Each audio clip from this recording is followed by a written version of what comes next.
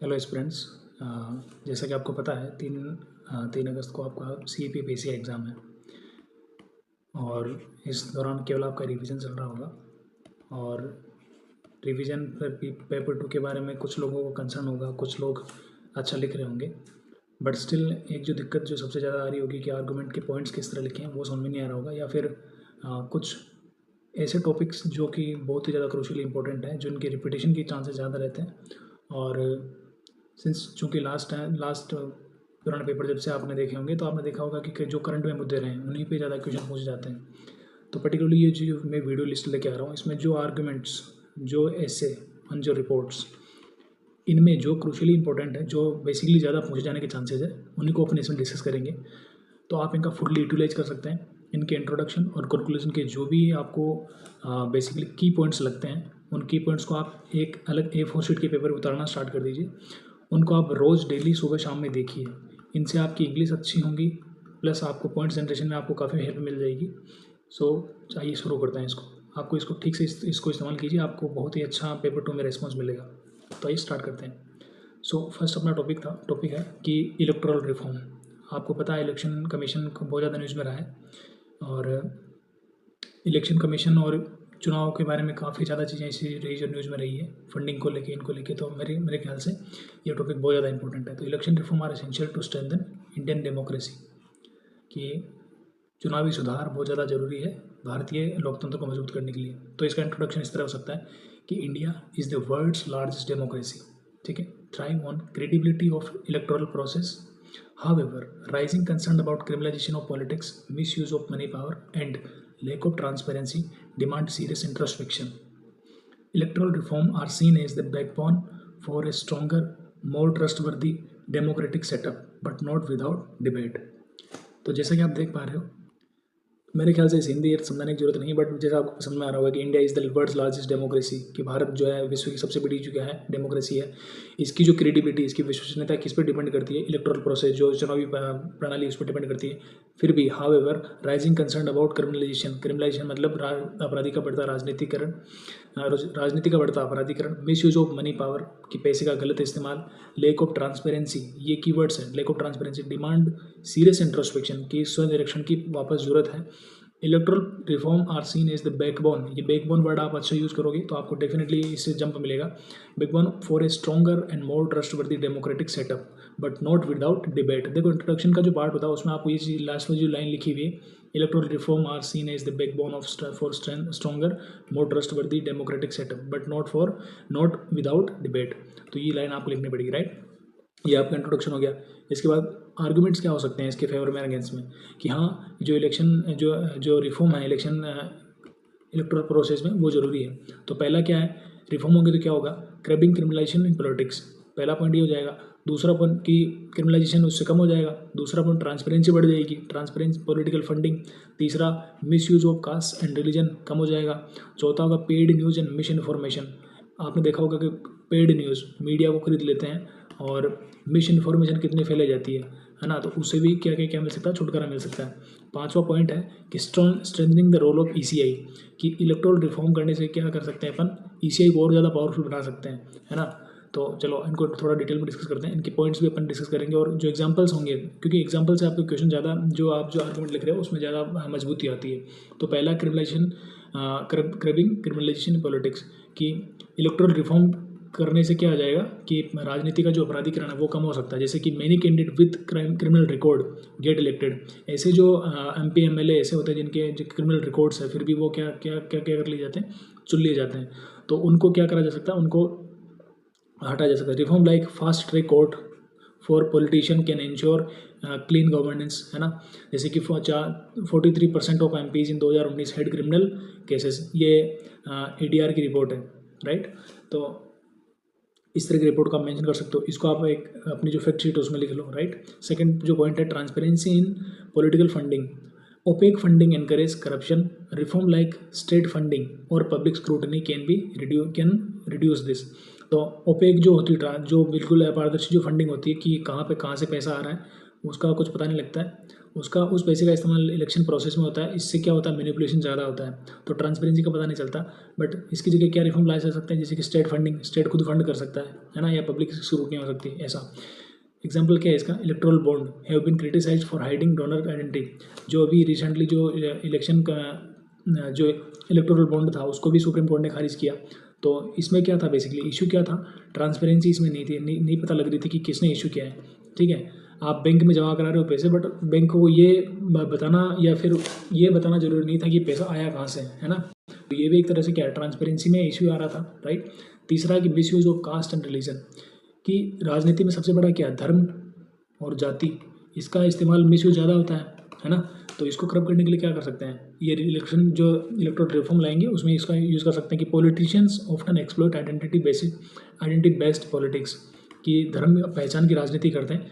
Strict enforcement of model code of conduct can counter this, तो उसको कम किया जा सकता है। जैसे कि hate speech during election go unpunished due to weak regulation, है ना। हेट स्पीच बहुत ज़्यादा करी जाती है, फिर भी उन पर कोई जो है एक्शन नहीं लिया जाता, है ना। तो उस पर क्या करा जा सकता है, उसको मॉडल कोड ऑफ कंडक्ट को ठीक तरीके से लागू करके उसको ठीक किया जा सकता है। अगेन चौथा पॉइंट था कि paid news and miss information, fake narrative mislead voters. देखो, फेक नैरेटिव किसी के बारे में भी एक गलत नैरेटिव को क्या करता है, प्रमोट करता है। ऐसे में क्या होता है कि जो फेयर जो कैंडिडेट होता है उसके बारे में गलत छवि बन जाती है, और जो अनफेयर होते हैं क्योंकि उनके पास मस्कल पावर होती है, मनी पावर होती है, तो वो क्या कि लोगों को क्या कर सकते हैं, उनका ब्रेन वॉश कर सकते हैं, बेसिकली उनको बरगला सकते हैं।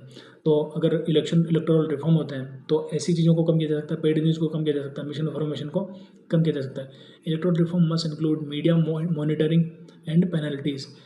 क्या कर सकते हैं, मीडिया को मॉनिटर किया जा सकता है, और ऐसा मीडिया घराना या ऐसे मीडिया ग्रुप्स जो कि मिस इन्फॉर्मेशन या मिसलीड करते हैं, है ना, उन पर पेनल्टीज लगाई जा सकती है। जैसे कि 2019 का इलेक्शन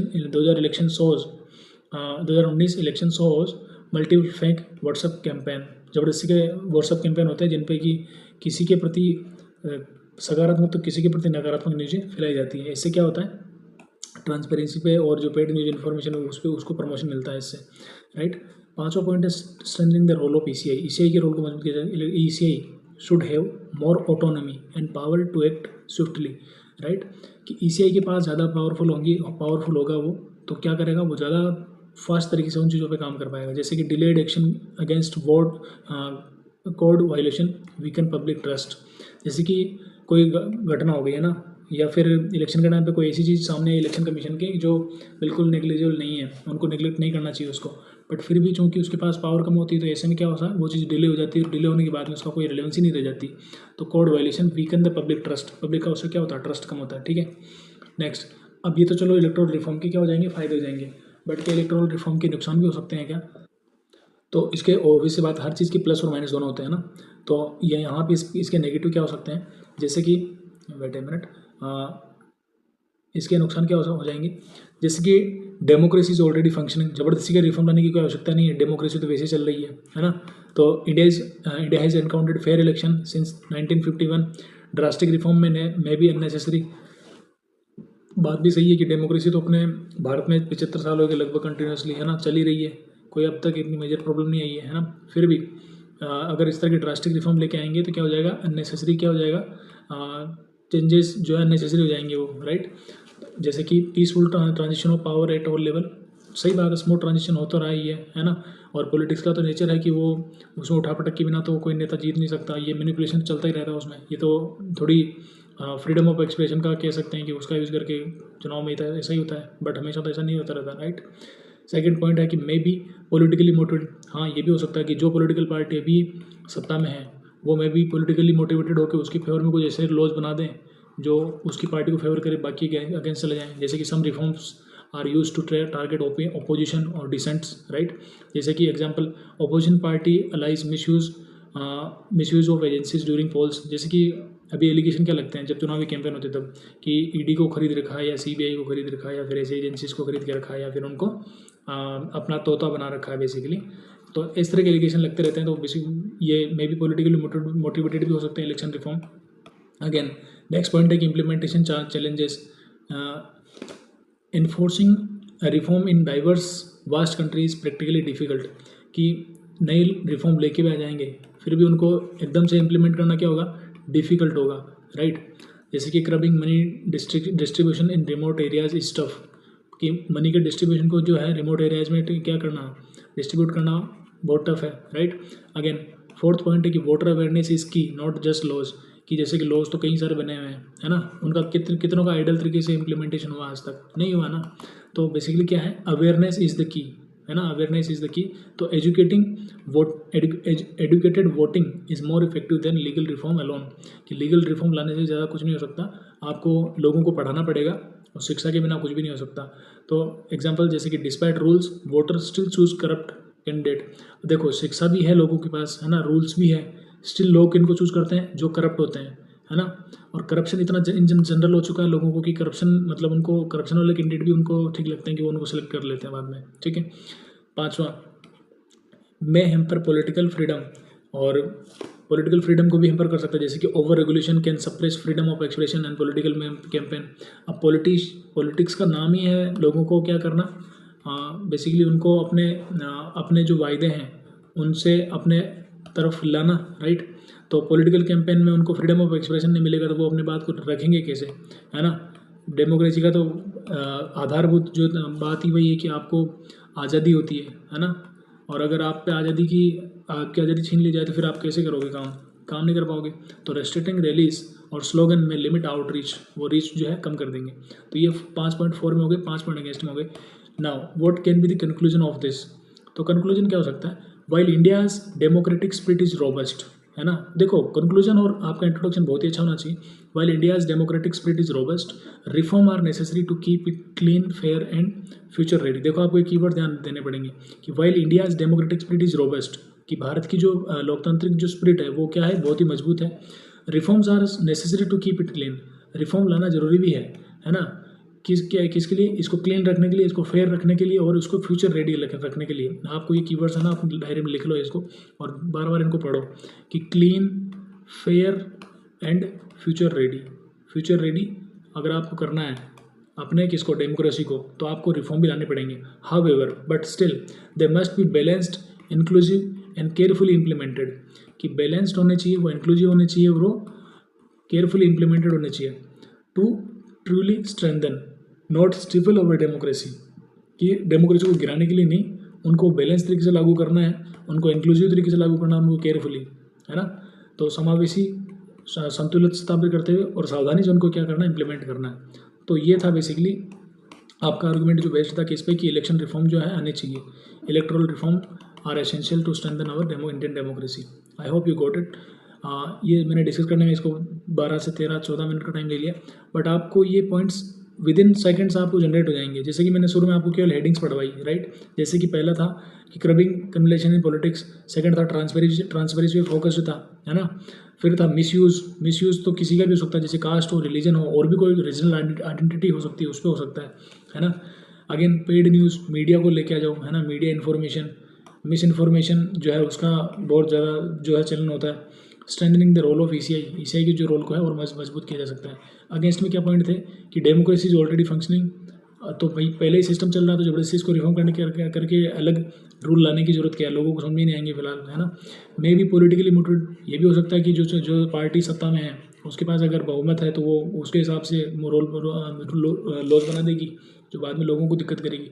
इम्प्लीमेंटेशन चैलेंजेस भी हो सकते हैं, राइट, कुछ लोगों को समझ में नहीं आएंगे, डाइवर्सिटी बहुत ज़्यादा है, तो उनके हिसाब से लॉज बनाने में तो समावेशिता इंक्लूसिविटी रखनी पड़ेगी, राइट। वोटर की अवेयरनेस, मतलब एजुकेशन का यहाँ पे रूल बता दिया कि लॉज कितने बनाओगे आप, एजुकेशन दो लोगों को, ऑटोमेटिक वो लॉज को वो अपना अच्छा बुरा समझ लेंगे, है ना, उसके बाद वो खुद डिसीजन ले लेंगे। तो awareness is the key, not the law. Again मैं हम पर पॉलिटिकल फ्रीडम, ये भी हो सकता है कि लॉज इतने टफ बना दो कि जो पार्टीज़ के नेता है वो अपने आप को एक्सप्रेस ही नहीं कर पाएँ और पॉलिटिकल कैंपेन में वो कुछ कहे ही नहीं, तो ऐसे थोड़ी चलेगा, अपना एजेंडा तो बताना ही पड़ेगा ना। So that's it. ये फर्स्ट आर्गूमेंट था जो आपके सामने मैंने डिस्कस करा। इसके अब ये सीरीज चलती रहेगी जहाँ पे आपको आर्गूमेंट जो इंपॉर्टेंट है बेसिकली वो मिलेंगे, मोस्टली ज़्यादा नहीं, मैं 1 से लेके 10 आर्गूमेंट ही कराऊंगा जो आपको इतना तो एटलीस्ट प्रिपेयर कर देंगे कि कोई भी किसी भी तरह का अगर आपके आर्गूमेंट आएगा तो आप उसको कर सकोगे, ठीक है। तो मिलते हैं नेक्स्ट वीडियो में, तब तक आप इसको अप्रिशिएट करो कि आपको कैसा लगा। अगर आपको ठीक लगा तो मैं आपको इसको नेक्स्ट में प्रोसीड कर दूँगा। Thank you so much, thank you, all the best.